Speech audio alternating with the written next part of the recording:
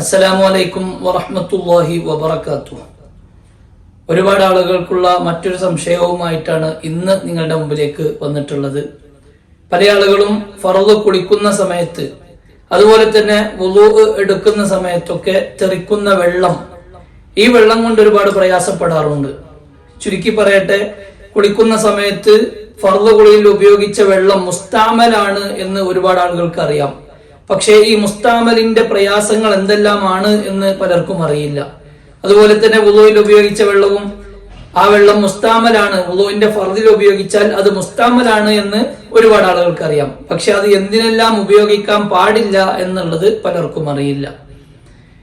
കുറെ ആളുകൾ ഫർളായ കുളിക്കുമ്പോൾ തെറിച്ച വെള്ളം കാരണം ബാത്റൂമിന്റെ ഒക്കെ ചുമർ കഴുകുന്ന ആളുകളുണ്ട്. അത്തരം പ്രവണതയിലേക്ക് പോവേണ്ട ആവശ്യമേ ഇല്ല.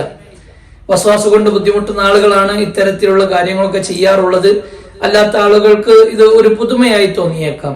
ഏതായാലും ഫർദിൽ ഉപയോഗിച്ച വെള്ളം മറ്റൊരു ഫർദിന് ഉപയോഗിക്കാൻ പാടില്ല. അഥവാ ഫർദായ കുളിയിൽ ഉപയോഗിച്ച വെള്ളം ഇനി വേറെ ഒരു ഫർദ് കുളിക്ക് വേണ്ടി ഉപയോഗിക്കാൻ പാടില്ല. അത് 2 കൊല്ലത്തിൽ 200 ലിറ്ററിൽ താഴെയാണെങ്കിൽ.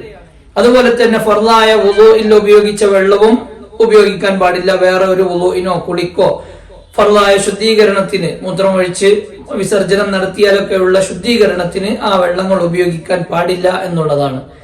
ആ വെള്ളം ഒരിക്കലും നജസിന്റെ സ്ഥാനത്തേക്ക് വരുന്നില്ല. ചില ആളുകളുടെ ധാരണ അങ്ങനെയുണ്ട്, അത് നജസാണ്, അതുകൊണ്ട് ഇനി ആ വെള്ളം ഒന്നിനും ഉപയോഗിക്കാൻ പാടില്ല. അത് അലക്കാനോ അല്ലെങ്കിൽ അതുപോലെ തന്നെ ചെടി നനക്കാനോ പാത്രം കഴുകാനോ ഒന്നിനും, ഒരു വസ്തുവിനും ഒരു കാര്യത്തിനും അത് ഉപയോഗിക്കാൻ പാടില്ല എന്ന് ധരിച്ചു വെച്ചവരുണ്ട്. അത് തീർത്തും തെറ്റാണ്. ഫർദിൽ ഉപയോഗിച്ച വെള്ളമാണ് മുസ്താമല്. ആ മുസ്താമലായ വെള്ളം ഇനി മറ്റൊരു ഫർദിൽ കുറഞ്ഞതാണെങ്കിൽ ഉപയോഗിക്കാൻ പാടില്ല എന്നുള്ളതാണ്. അതല്ലാതെ ഒരിക്കലും ബാത്റൂമിന്റെ ചുമരിലേക്ക് അത് ധരിച്ചാൽ അവിടെ വൃത്തിയാക്കേണ്ട ആവശ്യമില്ല. അതുപോലെ തന്നെ ഡ്രസ്സിലേക്ക്, കുളി കഴിഞ്ഞ് ധരിക്കാൻ എടുത്തു വെച്ച ഡ്രസ്സിലേക്ക് ധരിച്ചാൽ അവിടെ കഴുകേണ്ട ആവശ്യമില്ല എന്ന് സാന്ദർഭികമായി ഓർമ്മപ്പെടുത്തുകയാണ്. ഇത്തരം കാര്യങ്ങൾ കൊണ്ട് ഒരുപാട് ആളുകൾ വസ്വാസിലാവുകയും ഒരുപാട് ആളുകൾ സംശയം ചോദിക്കുകയും ചെയ്തതുകൊണ്ടാണ് ഈ ഒരു വിഷയം ഇന്ന് നിങ്ങളുടെ മുൻപിലേക്ക് എത്തിച്ചത്. അതുകൊണ്ട് പ്രിയപ്പെട്ട ശ്രോതാക്കൾ, ആ കാര്യം പ്രത്യേകം ശ്രദ്ധിക്കുക. പല മേഖലകളിലും പല വിഷയങ്ങളിലും വസ്വാസ് അനുഭവിക്കുന്ന ഒരുപാട് ആളുകൾ നമ്മുടെ ക്ലാസ്സുകൾ സ്ഥിരമായി കേട്ട് അൽഹംദുലില്ലാ ഒരുപാട് ആളുകൾക്ക് നല്ലതായ വ്യത്യാസങ്ങൾ വന്നവരുണ്ട്. പൂർണ്ണമായി വസ്വാസ് മാറിയവരുണ്ട്. അതുപോലെ തന്നെ വസ്വാസിൽ മാറ്റങ്ങൾ വന്നുകൊണ്ടേയിരിക്കുന്നവരുമുണ്ട്. അവരുടെ സംശയം ചോദിക്കലുകളിൽ നിന്ന് നമുക്കത് മനസ്സിലാവുന്നതാണ്. അതുകൊണ്ട് ഇനിയും അത്തരത്തിലുള്ള വസ്വാസിന്റെ വിഷയങ്ങൾ നമുക്ക് ചർച്ച ചെയ്ത് സമൂഹത്തിൽ വസ്വാസ് കൊണ്ട് പ്രയാസപ്പെടുന്ന ആളുകളുടെ വസ്വാസ് മാറ്റിയെടുക്കാൻ നമുക്ക് സാധിച്ചാൽ അത് വലിയ ഗുണമാണ്, അവർക്കും ഗുണമാണ്. ആഖിറത്തിലേക്ക് വെച്ച് നോക്കുമ്പോൾ ഈ ക്ലാസുമായി ബന്ധപ്പെട്ടവർക്കൊക്കെ അത് ഗുണമായിരിക്കും. അല്ലാഹു സുബ്ഹാനഹു വ തആല വസ്വാസ് കൊണ്ട് പ്രയാസപ്പെടുന്നവരുടെ എല്ലാ പ്രയാസങ്ങളും മാറ്റിക്കൊടുക്കട്ടെ. അതുപോലെ തന്നെ നമ്മുടെ ക്ലാസുമായി ബന്ധപ്പെട്ട് ഒരുപാട് ആളുകൾ ദുആ കൊണ്ട് വസിയത്ത് ചെയ്തവരുണ്ട്.